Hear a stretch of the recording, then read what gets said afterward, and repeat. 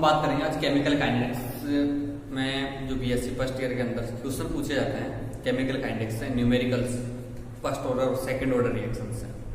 आज बात करेंगे पहले फर्स्ट ऑर्डर रिएक्शंस की, डेरिवेशंस की। वहां पर पूछा जाता है प्रथम कोटि की अभिक्रिया का अवकल वेग समीकरण क्या है, या प्रथम कोटि की अभिक्रिया का जो डेरिवेशंस होता है वो पूछा जाता है सीधा सीधा, और उससे रिलेटेड कुछ न्यूमेरिकल्स पूछे जाते हैं। तो पहले अपन देख लेते हैं प्रथम कोटि की अभिक्रिया होती है, उसका अवकल वेग समीकरण क्या है पूरा, उसके बाद उसका टी हाफ देखेंगे अपन। ठीक है, तो बात कर लेते हैं प्रथम कोटि की अभिक्रिया की, फर्स्ट ऑर्डर रिएक्शन।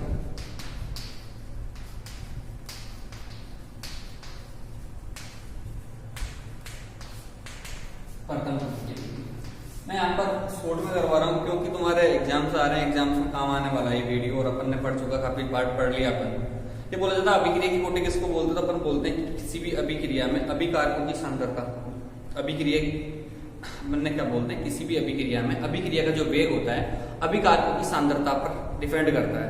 ये बोलते हैं कि अभिकारकों की सांद्रता जैसे एक है, एक सांद्रता पर निर्भर कर रहा है, मतलब एक अणु की सांद्रता पर निर्भर करता है तो उसको फर्स्ट ऑर्डर रिएक्शन बोल देते हैं। अगर दो अणुओं की सांद्रता पर निर्भर करता है तो उसको अपन बोलते हैं सेकंड ऑर्डर। तीन अणुओं की सांद्रता पर तो अपन बोलते हैं थर्ड ऑर्डर काइनेटिक्स। अब इसी प्रकार से हम बात करें कि अभिक्रिया का वेग क्या होता है, तो अपन क्या बोलते हैं, वेग क्या बोलते हैं कि सांद्रता में होने वाला परिवर्तन बटा परिवर्तन में लगा समय क्या कहलाता है, अभिक्रिया का वेग हो। उसको अपन नॉर्मली लिखते हैं dx ओवर dt लिखते हैं, dx अपॉन dt। dx क्या, x क्या कंसंट्रेशन में होने वाला परिवर्तन, और dt क्या समय में होने वाला परिवर्तन, तो अपन लिख देते हैं dx over dt। dx over dt अगर एक पर डिपेंड कर रहा है, किसी एक अणु की सांद्रता पर निर्भर कर रहा है तो उसको बोलते हैं फर्स्ट ऑर्डर। अगर दो अणुओं की सांद्रता पर निर्भर कर रहा है तो उसको बोलते हैं सेकंड ऑर्डर। हम बात करें फर्स्ट ऑर्डर रिएक्शंस की, तो यहाँ पर अगर बात करें कि कोई रिएक्शन है ऐसे P, तो मैं बोल रहा हूँ यहाँ पर फर्स्ट ऑर्डर रिएक्शन की बात कर रहे हैं ना अपन, तो यहाँ पर अभिक्रिया का जो वेग है वो किस पर डिपेंड करेगा, एक की सांद्रता पर। और एक की सांद्रता को अपन क्या लिख सकते हैं, अभिक्रिया का जो वेग है उसको अपन लिखते हैं माइनस डी, लिखते हैं सी ओवर डी।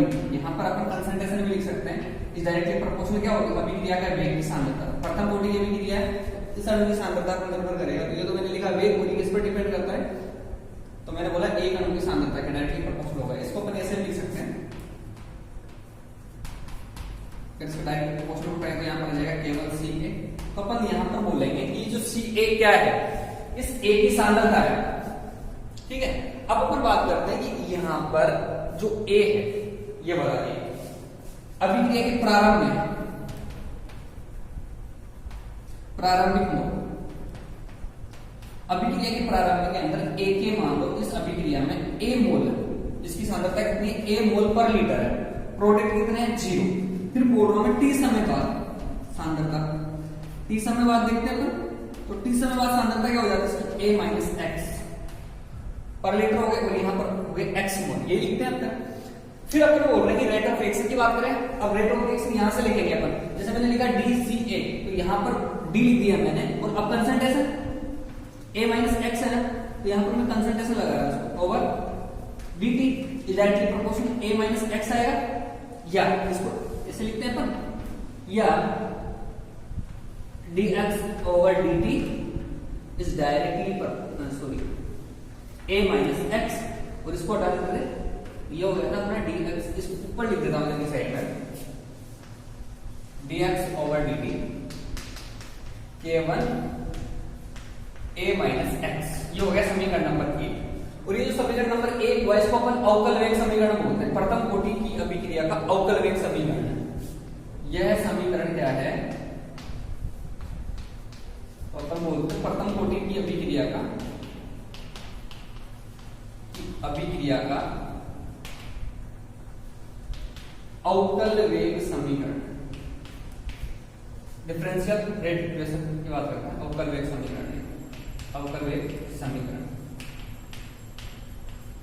केवल क्या है, अपन बोलते हैं प्रथम कोटि की अभिक्रिया का, यहाँ केवल प्रथम कोटि की अभिक्रिया का वेग नियतांक है, प्रथम कोटि की अभिक्रिया का वेग नियतांक।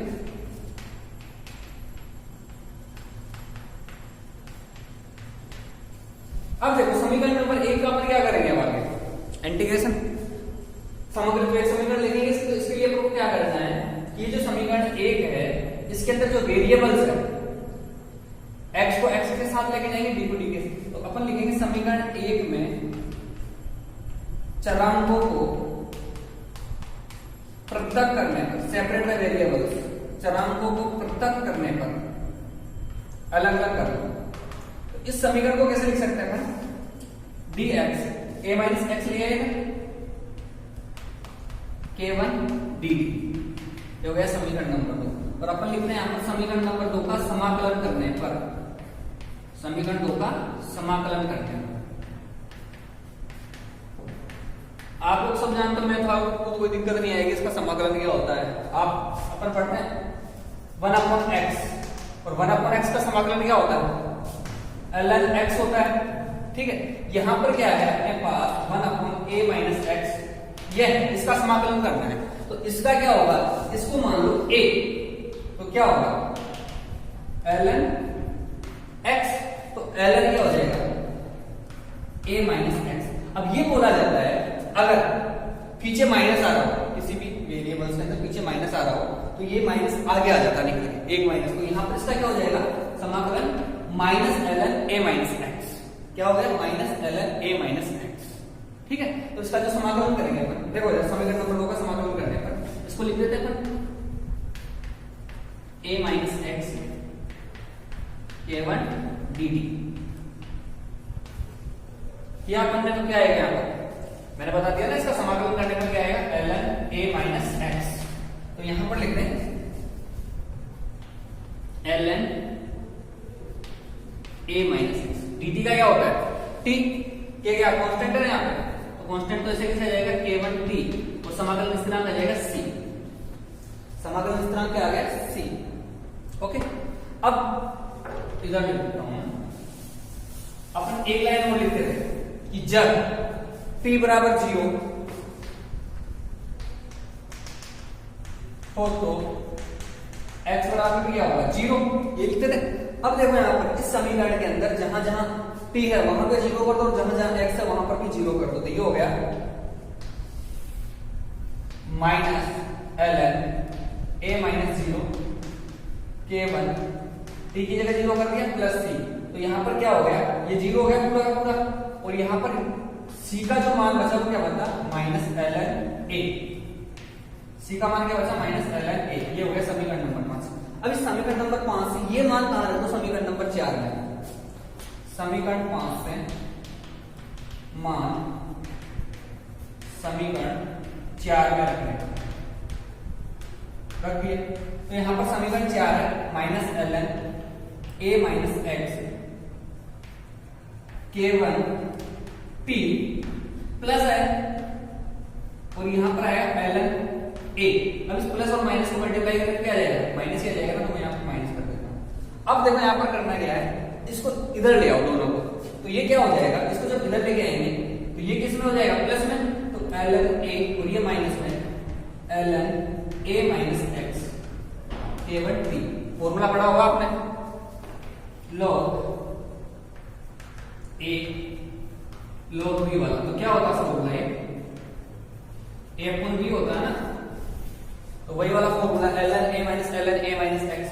तो ये तो ऊपर आ जाएगा और ये नीचे, तो इसको क्या लिख देंगे अपन ln a minus x k1 t, ठीक है। ये अपना समीकरण हो गया समीकरण नंबर 6। अब इसको आना लॉग बेस 10 में चेंज कर दो इस समीकरण, अपन को k1 तो निकालना है, तो यहां पर लिख दिया 2.303 a माइनस एक्स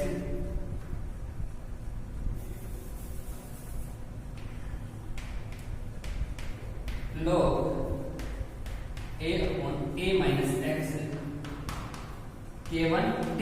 और अपन को निकालना क्या था, k1 तो निकालना है, तो यहां पर t को नीचे ले आए, ये हो गया 2.303 upon t log a upon a minus x. ये अपना क्या हो गया k, और ये समीकरण आ गया अपना समीकरण नंबर 7। यही क्या है समाकलित वेग समीकरण, इसी को पूछा जाता है, इसी को ड्राइव करवाता है वो समाकलित वेग समीकरण।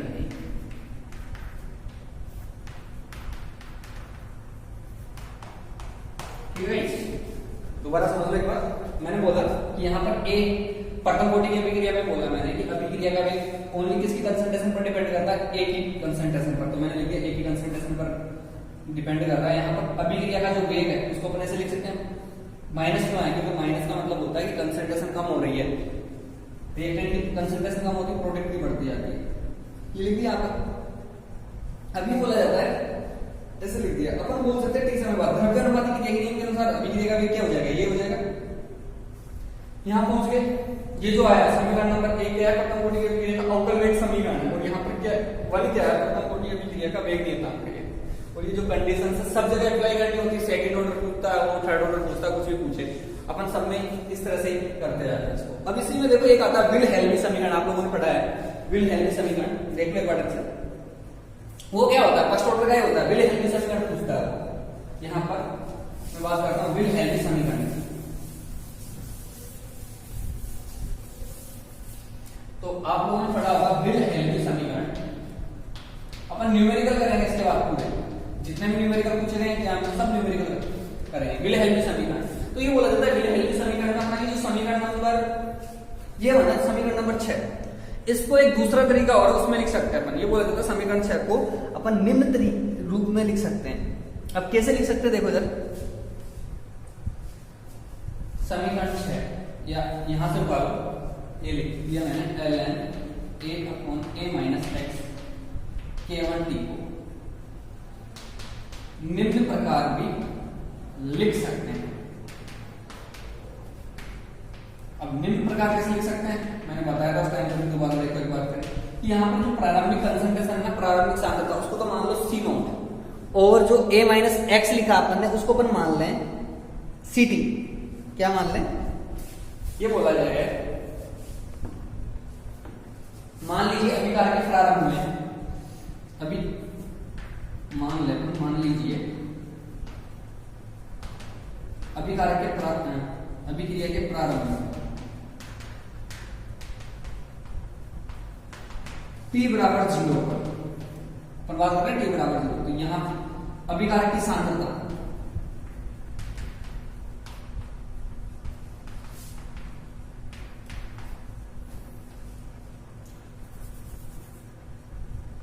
C0 A इक्वल टू क्या हो गया C0 और t समय बाद तो अपन लिखते थे यहाँ पर a - x, इसको लिख दिया Ct। अब ये जो मान है ये वाले दोनों इनको ऊपर वाले समीकरण में रख दो, इस वाले कि जहां पर a ना होगा वहां तो C0 कर दो, सॉरी a है वहां C0 और a - x है वहां Ct कर दो। तो ये अपना जो इक्वेशन वो हो गया ln C0 Ct k1t। अब यहाँ पर क्या करते थे, इसको चेंज कर देते थे। ln अगर मैं लिखना चाहूँ Ct/C0 तो यहाँ पर माइनस k1t आ जाएगा। अपन इसको क्या लिख सकते हैं, इस ln को इधर की साइड ले जाए तो एक्सपोनेंशियल में बदल जाएगा। तो ये हो गया Ct/C0 एक्सपोनेंशियल k1t और Ct बराबर लिखे अपन, ये C0 इधर गया C0 एक्सपोनेंशियल k1t। ये जो समीकरण आया ना यही क्या है, प्रथम कोटि की अभिक्रिया का विल-हेल्मी समीकरण है। इसी को क्या बोलते हैं, प्रथम कोटि की अभिक्रिया का विल-हेल्मी समीकरण है ये वाला। Ct/C0 एक्सपोनेंशियल k1t विल-हेल्मी समीकरण पूछा जाता है एग्जाम में, प्रथम कोटि की अभिक्रिया का विल-हेल्मी समीकरण क्या है। तो ये समीकरण अपन को उठाना, ये वाली इक्वेशन याद रखनी है कि इस समीकरण को अपन निम्न प्रकार से लिख सकते हैं। जहां पर प्रारंभिक सांद्रता a थी ना उसको तो मान लो C0 और a - x को मान लो Ct, और दोनों के जो मान है एक की जगह तो C0 रख और a - x की जगह Ct रख दो और उसको इस तरह से सोल्व कर लिया जाता है। ये जो समीकरण है इसको बोला जाता है विल-हेल्मी समीकरण। अब साथ ही मैं आपको बता देता हूँ प्रथम कोटि की अभिक्रिया का अर्ध-आयु। और क्या बोला जाता है कि प्रथम कोटि की अभिक्रिया का जो अर्ध-आयु काल क्या होता है कि किसी भी अभिक्रिया में वह समय जिसमें अभिकार की प्रारंभिक सांद्रता आधी रह जाए वो क्या कहलाता है, अभिक्रिया का अर्ध-आयु काल कहलाता है या टी-हाफ कहलाता है। क्या बोलते हैं, किसी भी अभिक्रिया में अभिकारकों की प्रारंभिक सांद्रता आधी रह जाए उस समय को अपन बोलते हैं अभिक्रिया का अर्ध-आयु काल। ठीक है, तो अपन बात करते हैं ऑर्डर अभिक्रिया का अर्ध-आयु काल की, अर्ध-आयु काल या टी-हाफ, हाफ टाइम पीरियड बोलते हैं इसको।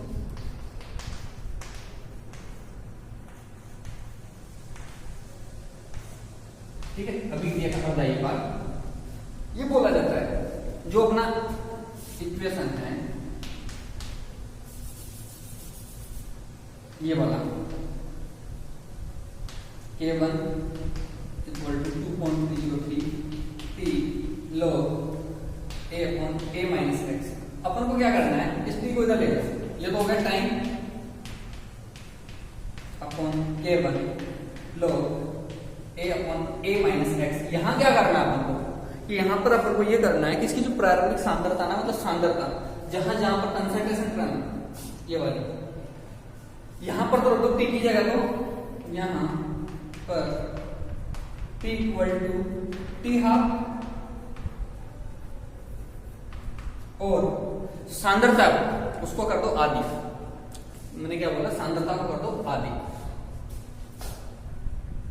यहां तथा x बराबर A/2 करने पर जहां पर x दिख रहा वहां को लिख दो A/2 और जहां पर t दिख रहा उसको रख दो T half. T half equal two upon K1 log A है ना A और यहां लिख दो A/2। अब देखो यहीं पे सोल्व कर लेता हूं इसको।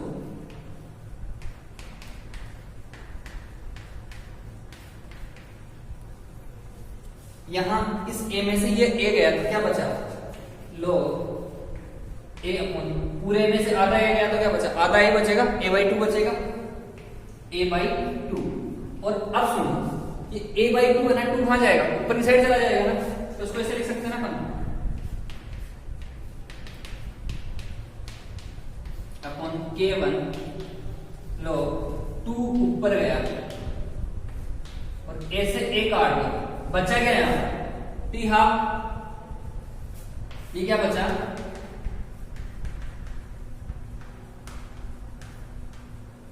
K1 और log 2 का मान क्या होता है, यहां बचा ना log 2 का मान होता है 0.3010, तो यहां पर लिख दो